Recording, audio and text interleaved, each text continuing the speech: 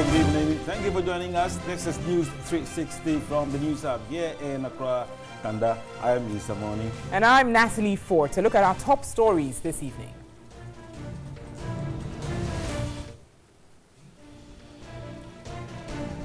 Male student of Tempanes Senior Technical dies after battling meningitis for days. More than 25 more students unable to be transported to regional capital due to absence of an ambulance. And also in the headlines tonight, Chairman of People's National Convention, PNC, detained for hours for flouting Public Order Acts. Also ahead this evening, all is set for New Patriotic Party's National Extraordinary Conference in Kumasi, Ashanti region tomorrow. We'll be bringing you live updates from there.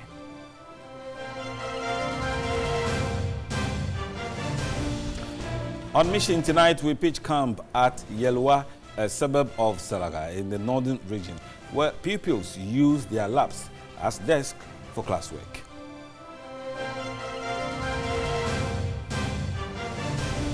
And on the international front this evening, South Africa's President Jacob Zuma calls on African National Congress to stop infighting as it decides who will next lead the party.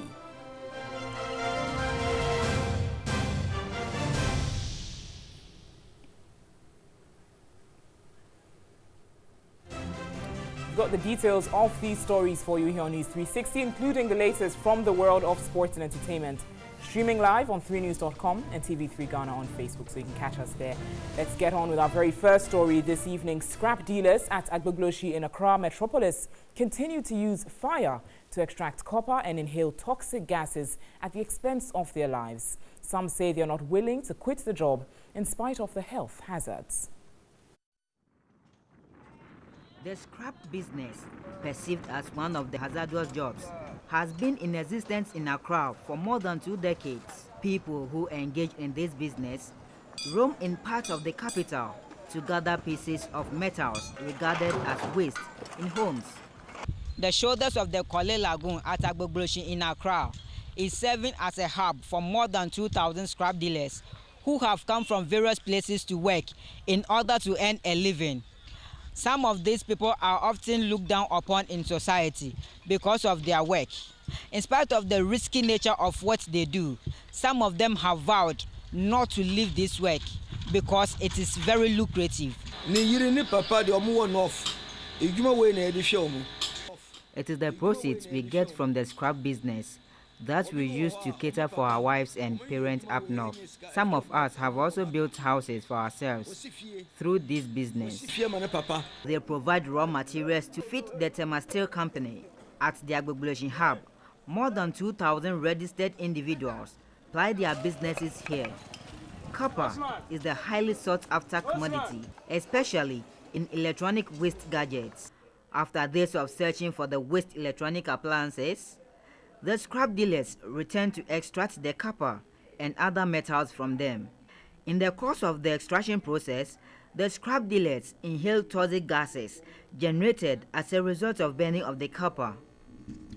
The activities pollute the surrounding air and also create discomfort for residents living nearby. They acknowledge the health risk, but say they have no alternative. We fall sick. This thing, you give it at fed, but we don't see that at fed. If somebody comes down right now, it go affect that person. But you every time you do it for inside, you don't go feel see that.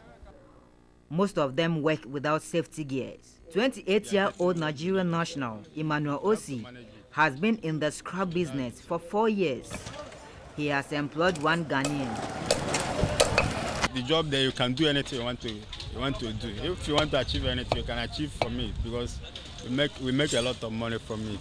They want support to expand their business. The scrap dealers will need more support to safeguard their health. Stanley Nibleu, TV3 News, Agbogloshi. In the morning tonight, pupils of the Agunasue Drew Salvation Army Basic School B in the central region risk losing their lives if immediate steps are not taken to pull down the junior high block. Now, though the building is not in use currently, pupils and passers-by are likely to be affected should the building collapse. Here's a report by Lucy Ayamila. The Agona Swedru Salvation Army Basic School B was established in 1938. The school block is now a death trap. After a series of reports by TV3, it was declared dangerous and not habitable. The pupils were relocated to the Public Works Department PWD premises in Agona Swedru. Without any warning sign around the building to deter people from getting closer, it poses as a threat to passers-by and pupils, especially the kids, should the building collapse during school hours. Information gathered indicated a contract has been given out by the Agona West Municipal Assembly to put up a new one, but the contractor is yet to put down the old one. We recommended to the Assembly and copied to the Education Office and the region that the school needs a new structure, but we are yet to hear from them. A parent is dismayed at the inaction of the Assembly. The school children play around this danger. We are asking the Assembly to demolish the structure to prevent any calamity. The pupils fear the structure could collapse while playing close to it. How do you see this building? It's not good. How do you see this building? Bad. We should not play around it. Part of the foundation of the building is eroded, leaving it hanging.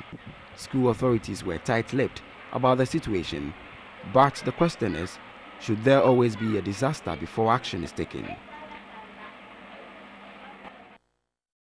Let's turn to other stories this evening. The Timpane SHS male student from Boko, Suli Atewini, who was in critical condition at the Boko Presbyterian Hospital, has passed on after suffering from meningitis for days. This is the second death recorded from meningitis in a space of 3 days in the Upper East region. Here's a report filed by Tanko Mohammed Rabiu. Students at Timpani SHS in the Upper East region are in a state of shock after the demise of their colleague who passed on as a result of meningitis. Most of the students wore red bands while others were in a sorrowful mood mourning their departed colleague. The assistant headmaster of the school, Patrick Azuma, said efforts are being made to put the situation under control, asking parents not to panic but pray for the school.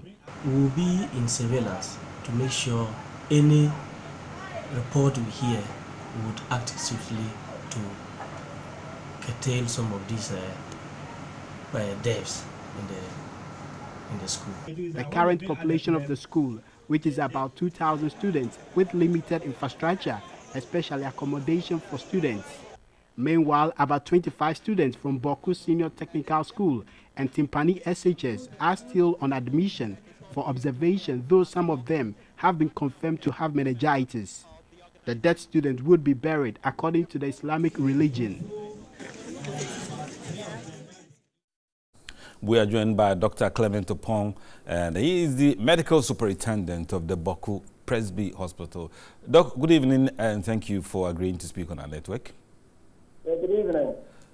Right, so the student who was in critical condition and is now dead, as we are told, and we would want to find out what the situation is for the rest on admission. Yes, thank you for having me. As we reported the last time, we had this patient from Garu, the Timpani Secondary School, a 23-year-old SS3 student who was on admission in a very critical condition. Unfortunately, around 2:30 a.m. this morning, she passed on. My text from the hospital now is that out of the other 9 students that were on admission, 6 have been discharged, left with only 3 on admission, and out of the 3, they are all in good condition.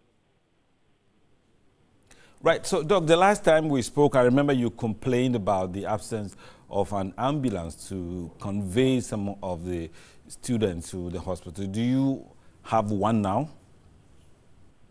No, as of now, we still don't have any ambulances. I don't think that getting an ambulance, I'm not anticipating that immediately we can get an ambulance. But as of now, there is no need to urgently convey any student to any facility. So we are keeping our fingers crossed But as far as an ambulance in the Bokum municipality is an absolute necessity because even though now we enjoy some peace in Bokum municipality and we know the history of this area, and in case anything erupts tomorrow, God forbid, and there are any mass casualties, we are going to find it difficult to access any other facility apart from what we have here. So getting an ambulance in the municipality for now and even for the future is absolutely necessary, yeah.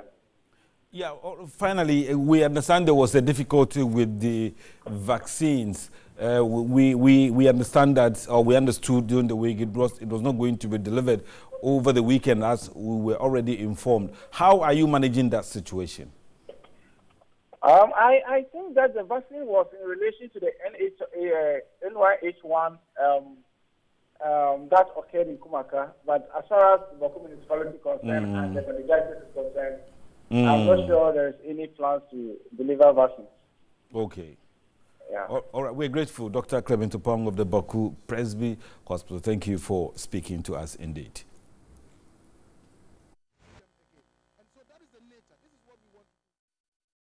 It's still live here on News 360, and it's now time for our mission segment, sponsored by Star Ghana with support from Danida. On to our very first story this evening. Pupils of the 31st December school at Yelloa, a suburb of Salaga in the northern region, use their laps as desks for classwork. Tree stumps serve as cupboards, while teachers struggle to keep the balance of the blackboards with support from a stem of trees to aid learning and teaching. The school, which had shades of trees as classrooms due to an abandoned structure, Get Fund projects also serve as thoroughfare for residents.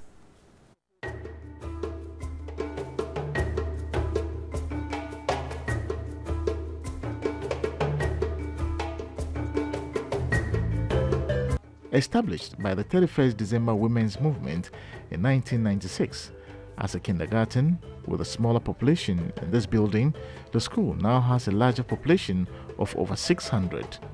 With additions of primary and JHS, the need for infrastructural expansion became imminent. Thus, the start of this Get Fund school building project in 2011, but was abandoned halfway into the project. The situation has left the school with no choice but to hold primary and KG classes under these trees. 0.123 to change it to proper fraction. The answer will be what? 123/1000. Due to lack of desks, pupils use their laps for classwork. Others stand or kneel on the bare floor. We use our small capitation grants to buy these benches. You can see the benches. And now, instead of the children to put their books inside the dual desk, they are using it on the trees. They nails on the trees, and they are now using it as their desks. So we have a lot of challenges in the school here. And now the dry season has started again. Now, if it is 12 o'clock, we cannot sit under in these trees again. We have to close. But our director is saying we should close 1:30. We cannot close 1:30 because of the sun. Classes here, aside furniture, come with other challenges. Whenever we are teaching the students, they lose concentration due to the environment we are in. Certain times, whilst we are even teaching, the neighbors around walk through your classrooms and distract the attention of the children. The leaves during the dry season falls on them. It dirties our environment, and as a teacher too, whilst we are in class, the leaves, whilst it falls, there are some insects along with it that falls on us. So even some bite your skin, and then some are very sticky. So if you don't even move away from the tree, we don't know the effect though, but it's not lightly with our skin. With over 50% of the 154 primary and KG schools in the district lacking the required number of classrooms, the District Education Director, Mohammed Abu Baba, is worried the situation is affecting performances across the district. Performances has not been the best. And looking at the results spanning from the last 3 years, it was not the best. 17%, 16.5%, 7%, 77.1%, and a lot of dropouts. But I have always been telling people, if you see students failing at the BEC level, it means they failed right from the kindergarten level or the primary level. That's a carry-over effect. And I have always been preaching. I know maybe sometime to come, people will buy into that idea. And I think we want to experiment it maybe this year. If you are a KG teacher and you are rolling children to KG2, you have to have a comprehensive report of all the pupils based on those subjects area. Then you can push them to the next teacher who will take over. There are some of these children, some are very slow learners and others are fast learners. So if you are able to identify them, then you will know how to handle them. Because if the foundation is porous, the top will equally be porous. And that is the situation here.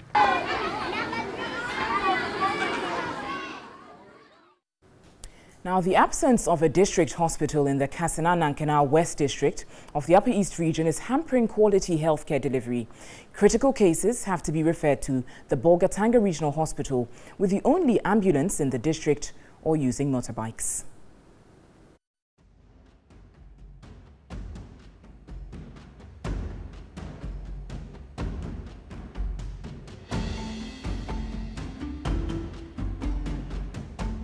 The Kassena-Nankana West District was carved out of the Kassena-Nankana Municipal in 2008. The district occupies a land area of 1,459 square kilometers of the total land space of Ghana, with a population of 82,655 in 112 communities. It shares boundaries to the north with Burkina Faso, northeast with Bongo District, east with the regional capital Bolgatanga, and the south with Busa. The district has 6 health centers, no district hospital, and 35 demarcated CHIPS compounds with 31 functioning. These health facilities are in all 3 zones, namely Eastern, Central, and Western. 12 out of the 31 functional CHIPS compounds are mobile CHIPS compounds. Out of the 31 functional CHIPS zones, only 19 of them have structures. That is, they have a structure that can accommodate the staff to stay within their catchment area and work. And so it means 12 of these functional CHIPS zones do not have structure. And so it means, therefore, the health staff stay at the health center level and commit daily to their catchment area to render door-to-door services to the community members. The Paga Health Center, the only health facility in the district which is supposed to be operating as a district hospital, still operates as a health center. Well, you can call it the Kassena-Nankana West District Hospital or the Kassena-Nankana West Health Center. Either way, you are right, because this facility has been upgraded into a district health status since 2015, but 2 years on it still operates as a health center. Established in 1982, the 20-bed capacity health center on the average records about 500 outpatient attendance in a month. The facility serves as the only referral center for the district. However, due to space, it allows only a 24-hour detention and monitoring. Critical cases that arrive from the peripheral facilities are referred to the Bolgatanga Regional Hospital. The Kassena-Nankana West District has only 2 ambulances in transporting patients, with 1 stationed in China in the Western Zone. The second ambulance, which is stationed at the Kassena-Nankana Health Center, is yet to make its first road trip since 2015 after it broke down. The district depends on 8 tricycles donated by the Catholic Relief Service to assist in referrals to the peripheral facilities. But rampant attacks on both patients and riders in the course of travel in the night has forced the tricycles to be parked even in the most difficult situations. Motorbikes meant for monitoring and supervision by nurses have not been repaired since they broke down in 2015. The district health director also has no car for official duties, including supervision. The nature of our district is said that we have to pass through other districts before we can get into some zones of our district. For instance, in the western zone, you have to pass through Katsina Nankana Municipal to Busa Municipal before you get to the western zone, which serves 3 sub-districts. That is the China sub-district, Katiu sub-district, and Kairos sub-district. Likewise, in the eastern zone, you have to still pass through some communities of Katsina Nankana Municipal before you get to the eastern zone. So, in terms of movement in our district, we spend a lot of time and resources to be able to reach our communities. The medical doctor, Edward Adep, has been at post since 2015, but is yet to perform his first surgery. He blames this on the state of the facility. We have been able to put up some infrastructure to meet NHIS requirement so that we could be upgraded into a district hospital.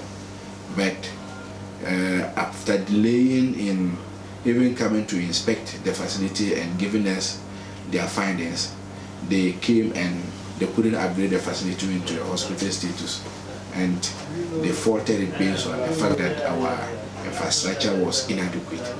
Infrastructure is another challenge. Both children and female patients are kept in one ward because the facility does not have a children's ward. The youth of Paga, in their quest to assist the health center to get upgraded, began the construction of a theater the beginning of this year.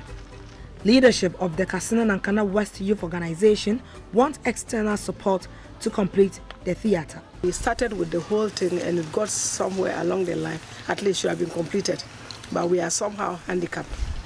Funds are not coming. I'd like to appeal to individuals, corporate organizations, the government, and whoever think that they can help us put out this our theater.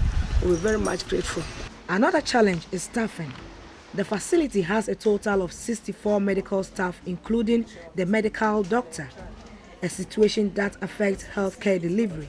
We have been able to put up some infrastructure to meet NHIS requirement so that we could be upgraded into a district hospital. But after delaying in even coming to inspect the facility and giving us their findings, they came and they couldn't upgrade the facility into a hospital status, and they faulted it based on the fact that our infrastructure was inadequate. This is the maternity ward. It has 6 beds and records about 50 deliveries averagely in a month. The ward we gather is heavily congested during the peak season, where you would find patients on the floor as they wait for their turn in the labor room. The district health director believes the situation will change when the construction of additional structures are completed. But how soon are these structures going to be completed? Zubaida Ismail, TV3 News, Katsina Nankana West District. And that's it for Mission this evening on News 360. Mission is funded by Star Ghana with support from the European Union, UK Aid and Danida. We've got more for you here on News 360 as we be going live to Kumasi, bringing you up to date on the NPP Extraordinary National Delegates Conference. Stay with us.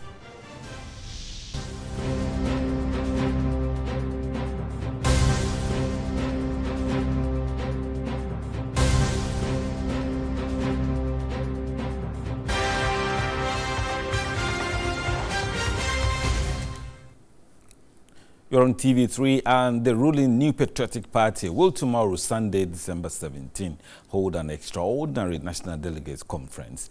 The conference is to consider various proposed amendments to the party's constitution. The conference comes on the back of the annual National Delegates Conference in August this year. And at that conference, various proposals were made for amendments to the party's constitution. Over 5,000 delegates, including founding fathers and patrons of the party, members of parliament on the party's ticket, metropolitan, municipal and district chief executives and national officers of the party are expected at the conference.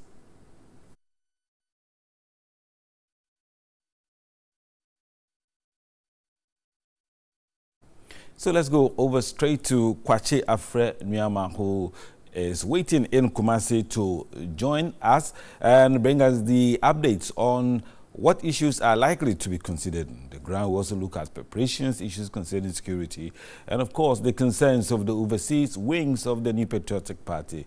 Kwakye Afrɛ Nuama is ready now. National Delegates Conference putting finishing touches to preparations here at the Heroes Park at the Baba Yara Sports Stadium ahead of the crucial event tomorrow, which will see a number of top officials of the party, including ordinary members and delegates of the governing party, gather here to take crucial decisions so far as the party's constitutional amendment is concerned. You can see there they are fixing the tents. They've been here for the past 3 days or so. I've already cited top officials of the party, including the party's acting General Secretary, Mr. John Boadu. I've seen some ministers of state here as well. The Deputy Minister of Interior is here, Henry Korte. The Roads Minister, Anthony Abai-Fakabo. The Deputy Minister of Information, Okujeto, is also here as well. We can interact now with a key member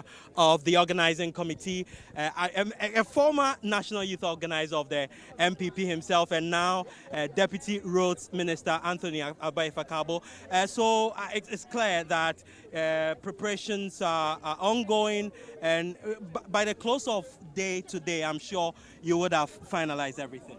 Well, I think that we are working all through the night to ensure that we're well over 6,000 delegates across the country who are supposed to arrive here and will fill up this place, chairs, security arrangements, accreditations, and the program lineup for the very important but crucial extraordinary delegate conference to look into some matters about the party. So today we are here not as government officials, but we are here because our party, our party is gathering in Kumasi to look at the way forward for the party as far as making it stronger and making our party machinery respond to the concerns of our grassroots. Tell us what the program lineup itself will look like tomorrow. Well, this is a one-item agenda. We're here for constitutional amendments of our party. I'm sure you will recall that when we met earlier in the year at Cape Coast, there were some proposals that were made to Congress, and for that matter, we had to refer that to a small committee to work on. And after it has been worked on, the extraordinary delegate conference must be called to look into those amendments, proposals, and issues and resolutions that we must take to ensure that we prepare our party for the next elections. And does it surprise you that one of the key proposals that came up, the fact that persons, party members who hold dual citizenship cannot contest for contest any executive position, does it surprise you that that matter has become a subject of controversy? Well, I don't think there is any controversy about these amendments. I think that this is what the MPP is all about. We get together at a conference, we make proposals to conference, we argue our cases, we persuade party people to believe that the position we have taken is in the interest of the party. You will recall in 2009, there was the hue and cry and all the issues about our National Delegate Conference. At the time, some of us who were proponents of an expanded electoral college and those who wanted us to maintain the electoral college, we all had to get to conference, make our arguments, and those arguments were accepted. And eventually, we saw the radical transformation of our party right from the grassroots, and that changed the face of the New Patriotic Party. So these proposals are proposals. People must not take hard positions, but they are proposals. It is left with conference to adopt, agree, amend, and eventually imbibe these amendments into our party constitution. So there's no controversy. And you will see it tomorrow when we start. those who propose certain amendments, those who withdraw their amendments, based on when you gauge the environment in the party, you would see that these proposals will not go through. You may have to rethink them again. And so that is the nature. This is what we want to do. We keep saying that we are the apostles of democracy. We are the party that believes in rule of law.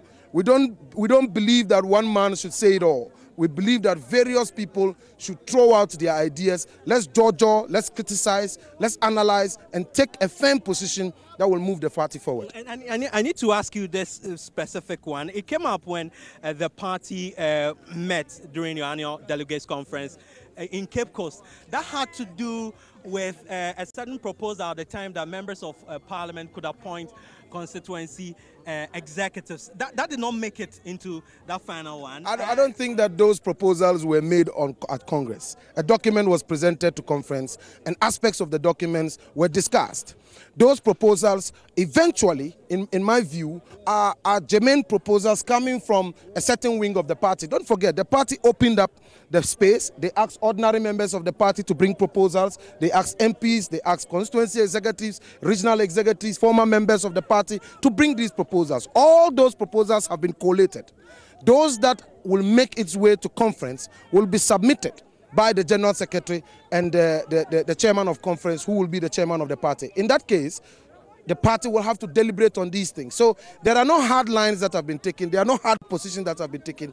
But the proposals, it is enough for people to advocate for their proposals they are pushing so that we can move forward with these proposals in the party. But we are coming here as a united party. We are coming here to recommit ourselves to our promises we have made to the Ghanaian people, and also to strengthen the party machine, make sure that the party is responding to the grassroots and the government machine is responding to the party as well. That is the purpose for which we are here today. All right, thank you very much. That was Anthony Abai-Fakabo, former national youth organizer of the MPP. We can now speak to the party's acting general secretary. He also doubles as the substantive national organizer of the MPP, Mr. John Boadu. Grateful for your time here. If you can face the cameras for me, I'll be glad. So I'm pretty sure it's been pretty hectic organizing this entire event, but give us a fair idea. Give us a fair idea of what the processes itself is going to look like in terms of how party delegates here are going to decide on the key issues that will come up. It's simple. This is a continuation of the annual delegates conference that we did in Cape Coast. You realize that at some point we were to deliberate on one major critical aspect of the agenda, which is receiving and adopting or rejecting proposals as presented by party people. Considering the time and the exigencies of the situation, we felt that we have to also speak to our teaming supporters who are outside waiting for us. So Congress was adjourned, and National Council was mandated to put together an ad hoc committee to look at the proposals as received in order to streamline it, to make it readable and easy to go through. So that has been done. They've presented their report to National Council. National Council has gone through. It is now up to the National Chairman to convene an extraordinary delegates conference, which we are going to have tomorrow. The process is simple, like any other program. You do our opening ceremony, receive report from National Chairman, statement by the President, General Secretary give its report, and we break for a short while in order to allow our guests to come into Congress itself.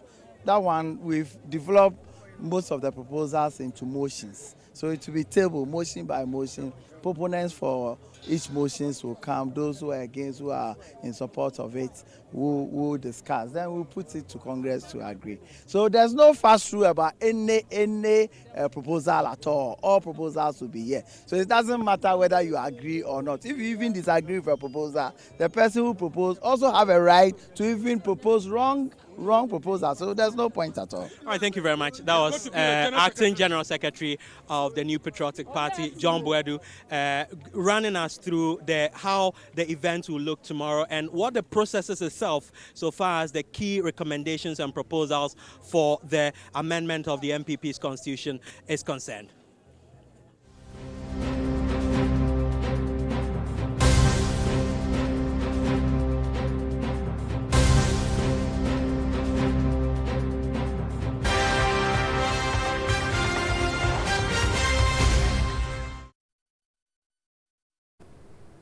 And we'll certainly bring you more on the conference as our men, Kwache Afre-Nyamaa and Komla Kluche, are there. We'll take live coverage from there for you, so stay with us here on TV3. On to other stories still in politics. The chairman of the People's National Convention, Bernard Mona, security expert Ebert Ibrahim, and some others were arrested by the police for an alleged violation of Public Order Act. Bernard Mona and his group were alleged to be embarking on a rally in support of a faction in the Togo crisis. News about the arrest of the chairman of the People's National Convention, Bernard Mona, security expert Ebert Ibrahim, and about 15 others went viral Saturday morning. Information picked up from the Nima police station indicates that Bernard Mona and the others had gathered at the Kaukudi Park in Accra to embark on a rally in relation to the political upheaval in neighboring Togo. Sources say the police had earlier declined an application from the group on grounds that they do not have the men to support their activity.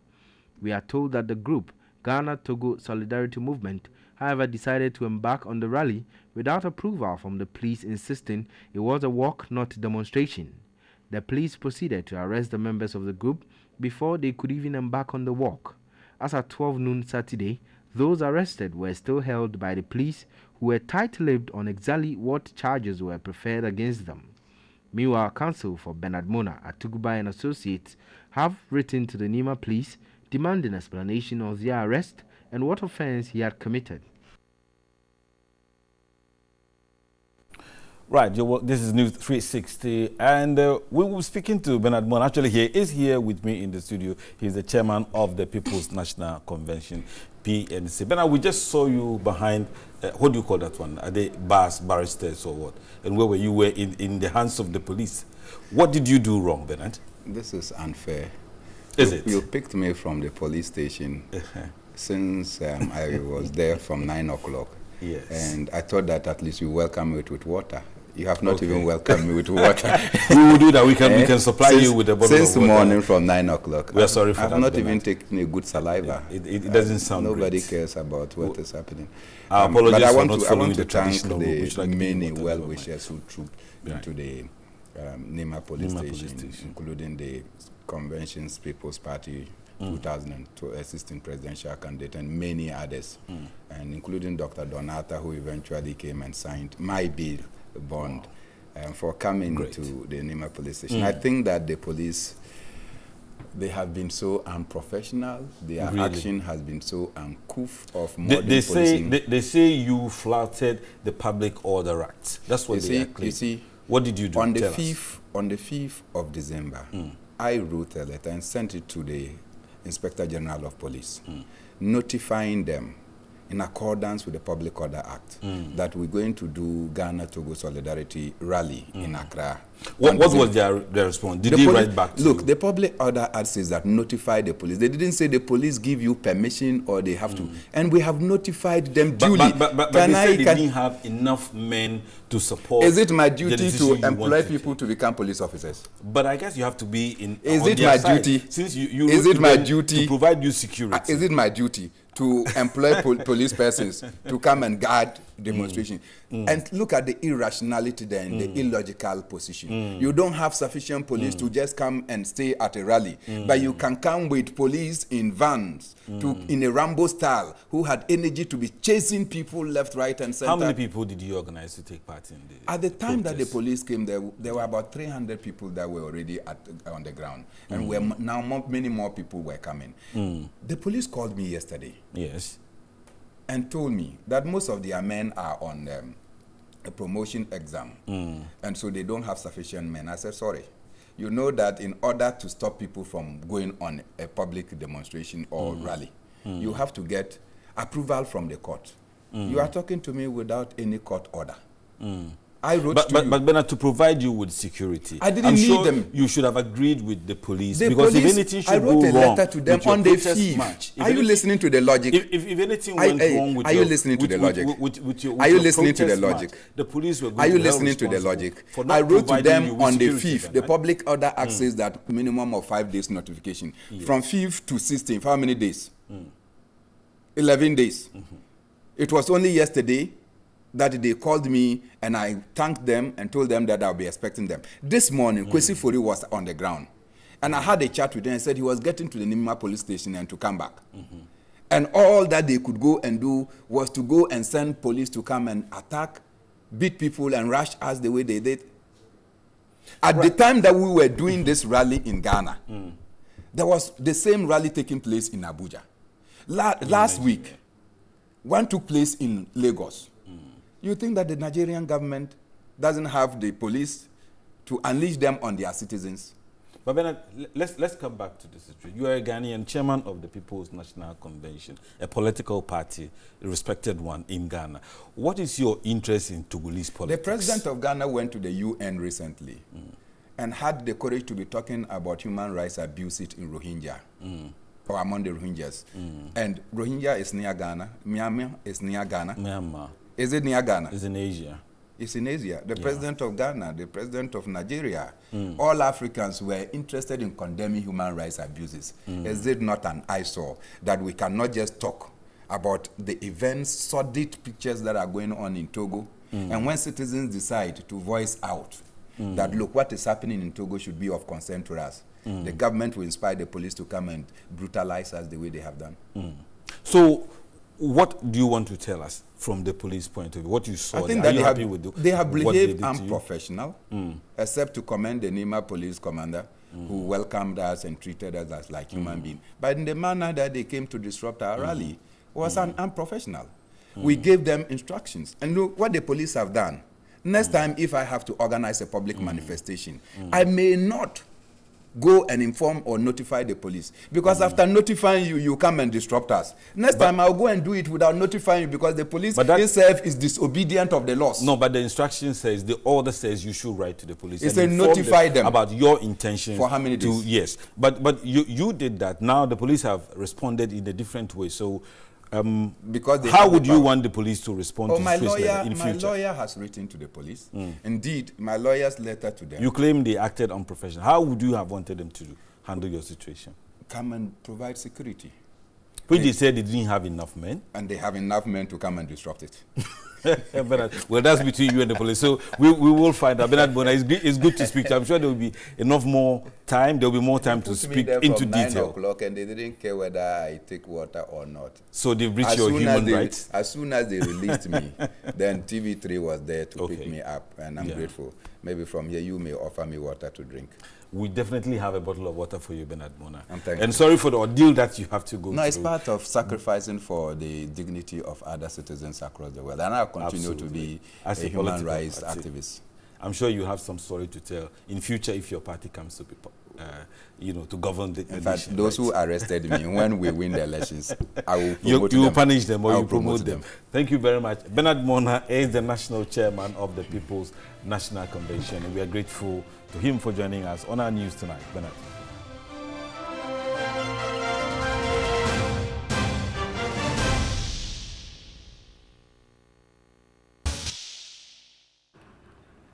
In entertainment news this evening, Kwewu has for years hosted and entertained multitudes during the Easter festivities. Well, Kwewu will once again come alive this Christmas as 30 hitmakers head to the top of the mountain to lighten up the Christmas. The event is tipped to promote tourism and boost the local economy.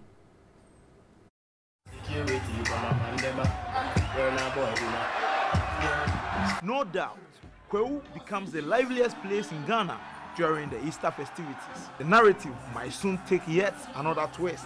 For the first time, 30 top performers will be climbing up the mountain to make the Xmas a memorable one. Showstoppers including Abranti Amachidede, Jeduble Ambuli, Shatta Wale, Stonebwoy, and Kofi Kinata will headline a historic 3-day concert to be hosted in Kwewu Apetifi. The concert, which also headlines Bonya hitmakers, Wuta, is expected to promote culture and boost the local economy. The Kwewu Music Festival is an opportunity for business creation for the people. Shops are going to be opened, businesses, there will be employment, there will be so many other things that we are creating. Over 20,000 people that are going to throng to Apetifi High Street.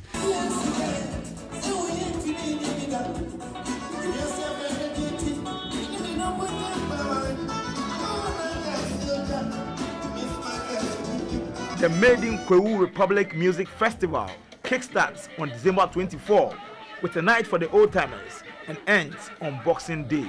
The 24th night It's the old timers night. Starting with Abranti Amachi Dede, live.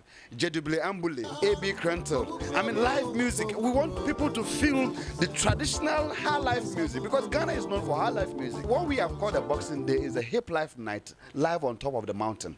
It is Stonebwoy versus Shatawale live. Okay. It is Ebony doing her own thing all together. Where will you be spending your Xmas? For me, I don't know what anybody will be doing in Accra for Christmas. Bright Nanamfu, all of you there, Natalie Fort, Alfredo Kansi, and all of you. This is an event all of you must gather. Bright Nanamfu, you are my school father. In fact, if you don't come, the school authorities will write a personal letter to see you for not coming to Kwahu.